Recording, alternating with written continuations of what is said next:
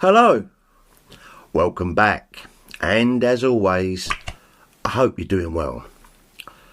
Right, apologies first guys that I didn't reply to as many comments on my Game of Death 2 review video that I did, but on Thursday the 5th, it was my deceased's best friend's birthday, and a couple of us went up the pub, and we overdone it a little bit, and on Friday, my wife and I, and another one of his very close friends and his wife went to Brighton, which we always do around his birthday time, and do the obligatory going down the Quadrophenia alley, etc, etc.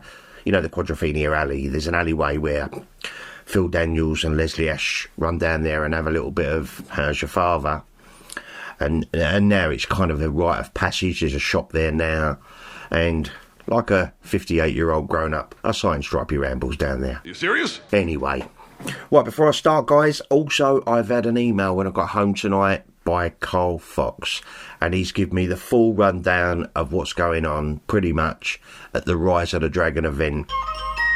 A month now, the 6th of October, so much for me doing 2 videos a week. I'm going to try and put that out on Monday. I'm going to go through it all with you, even the terms and conditions, so we all know where we stand, because we want the event to run smooth. So I'm going to go through all the details with you on Monday. So for those that are attending, you might want to watch that one. Right, this is my Saturday morning comments video. Saturday. I had a little juggle around of the comments, guys, because most of these comments was on my Game of Death 2 review. Right, the first comment is from Cashie Tortoni 1769. And Cashie wrote this: my first viewing of Game of Death 2 wasn't positive. I was expecting a Bruce Lee film, and while I appreciated the extra Enter the Dragon footage, it wasn't action. I honestly think there's still some Bruce Lee action still out there. We know there is. It's just someone's holding on to it and not letting it go. From then on, repeat viewings led to a better appreciation and eventually a love. I love Wang Jiangli and Yuen Woo-ping, and the film brings a huge amount of action from them. The film is very silly and the English dub is absolutely hilarious. It is. Arrow did an incredible job getting these extra versions together. That set truly was a treasure trove. Arrow did. There's no getting away from it. Arrow knocked it out the park with this box set. And to be honest with you, unless they find any new material of Bruce, I think this one's going to be almost impossible to top. It's an amazing set. Thanks for your comment, mate. I did appreciate it. Right, the next comment is from Stephen Morris 4482. Steve has sent me some new artwork recently of some of his drawings of Bruce. Holy moly, they look fantastic, they really do. And Stephen wrote this: there was a very rare trailer provided by Andrew Stanton. I didn't know that. Game of Death 2 provides some unused footage at the time and had some great fights. Kim Tai-chung did a great job. Wang Jiangli's kicking is always amazing. The transfer is the best I've seen. I always remember Kim Tai-chung in No Retreat, No Surrender as Bruce. Me too. The very, very first time I saw Jean-Claude Van Damme. When I revisited the film, I really enjoyed it, but the best Bruce exploitation film is Bruce Lee, The Man, The Myth, uncut widescreen print. For me, which is long overdue, a Blu-ray release. The Man, The Myth is a pretty good Bruce exploitation film, I must admit. And I do think it's the last film, correct me if I'm wrong in the comments, that was actually filmed in the Colosseum. Like The Way of the Dragon, you know, they'd done that guerrilla-style shooting in the Colosseum because they didn't really have permission. Well, The Man, The Myth is filmed in there too. I have got the uncut version, but it isn't in widescreen, unfortunately. I think I'd like to see that on Blu-ray too. You're right there, mate, it's pretty damn good Bruceploitation flick. It is. Thanks for your comment, Steve, and keep up the great work. And I will get round to doing the Art of the Dragon soon.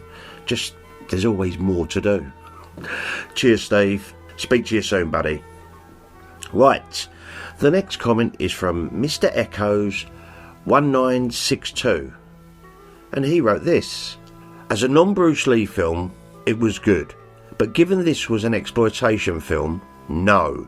There is a scene in which a prostitute turns up, believe it or not, but a real one hired by the producers. She is high as a kite. She does look really high in it, I've got to admit, and quite naked. Plus there's another hilarious scene as well. Pick one. The lion fight maybe? There were loads of funny scenes in Game of Death 2. Still pretty good film though. Appreciated your comment, mate. Thank you. Right, the next one is from Tintin57, and he wrote this. I agree, it's a good film too. Thanks for these reviews, mate. I could definitely come down and have a pint with you and watch a couple of Bruce films, mate. I think we are very like-minded about the films. You also mentioned Jackie Chan films. Do you watch those as much as the Bruce ones? I have done in the past. There was a period in my life where I constantly watched, on video, Snake in the Eagle Shadow, Drunken Master, the Battle Creek Brawl I went to see at the cinema in 1980, and I do have all of those on Blu-ray. I do need to up my game because I do love Police Story, Project A. There's loads actually of Jackie Chan films I absolutely love. But as you know, for the last year, I've been focusing on Bruce. One of my all-time favourites is Dragon Fist. The kung fu action there is excellent. If you ever get thin on Bruce material, mate, Jackie is another good one to cover. I actually do have a load of Bruce Lee ideas that I do want to actually put out on video, and I'm thinking of new ones all the time, and I do jot them on a list, so I've got a list. But I will bear that in mind. I may review Drunken Master, Snake Fist, and a few of my Jackie. I should do really, but I'm kind of focusing on the man. But I did appreciate your comment, mate. Thank you very much. Right, the next comment is from City on Fire Video. If you're not sure who City on Fire are, they have got an amazing website, all up to date with all things martial art movies. Great website, well worth checking out. Well anyway, they wrote this. Golden Harvest should have continued Bruceploitation films. They would have knocked it out of the park. I kind of agree. Obviously Golden Harvest would have had a bigger budget than a lot of these Bruceploitations. You know, they was all done on a pretty low budget, and if you watched Enter the Clones of Bruce, you will see that most of them was filmed in a fortnight. 2 weeks to film a movie. It's outrageous. I still have mixed feelings on the whole Bruceploitation genre, but saying that, there are one or two that I have mentioned before that I do quite like, and I appreciate them for what they are. But there are some that are absolute. But thank you very much for your comment, City on Fire Video. I did appreciate it. Right, the next comment is from Gink BB, and he wrote this. Always good to hear your perspective. I appreciate that, mate. Thank you. Personally, I've never been able to get past the first 15 minutes. As the years have passed, and now my old age, my affinity, what little there ever was, for Bruceploitation is non-existent. Back in 1973 and 75, going to an ancient, decade-old movie palace to see Bruce Lee or Bruce Lee was sort of fun, as we obviously weren't ever going to get any more real Bruce Lee films. We were forced to make do with the endless river of schlock and our imaginations. I do know what you mean, I do. In some ways, I feel these films get more credit than they deserve, considering the motivation behind them was shameless grave robbing and money grabbing from a less than informed international audience, starving for anything that remind them of their fallen idol. For collectors and completists, I can certainly understand the appeal, but for me, I will make do with either the 300th plus viewing of Enter the Dragon or the recent Mandarin cut of The Big Boss. Keep up the great work. I appreciate your channel very much. Thank you very much for that, mate. Great comment. And I do appreciate your sentiments on this. Right. Finally, this was on a different video I'd done a while ago. The Bob Wall and Joe Lewis talking about Bruce. And it's from Ty Vincent 2510. And Ty wrote this. Okay, I guess you are the only one who can selectively critique Bruce. Lol. Have I ever said that I'm the only one who can critique Bruce Lee? These are people who knew him. Exactly. They knew Bruce. They should have had a bit more respect for him. You are not, so maybe you should be respectful too and keep your place.